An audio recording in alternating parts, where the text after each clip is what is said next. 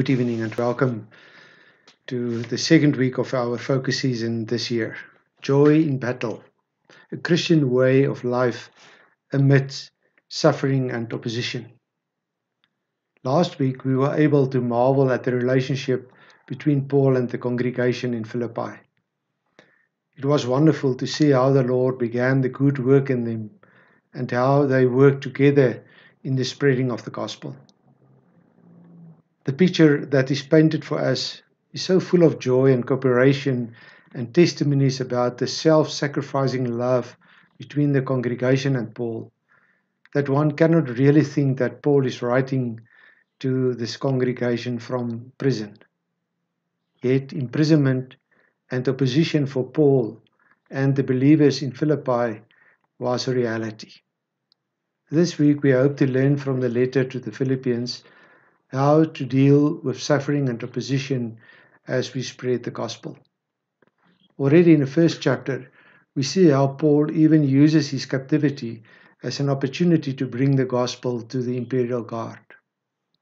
He tells us how his fellow believers were strengthened in their faith when they saw and heard how he endured his suffering for the sake of the gospel.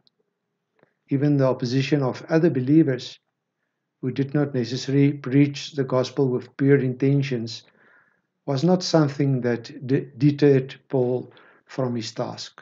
Paul rejoices that Christ is made known in all ways. Sometimes it is natural for us to fall back or even stop spreading the gospel when we experience suffering and opposition. However, in chapter 1:27, we are called to live lives that are in harmony with the gospel of Christ.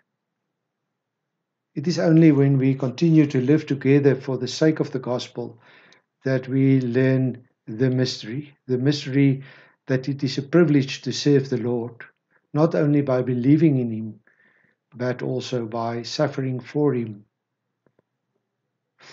Please feel free to share with us the things you encounter or the questions that rises this week during your group discussions.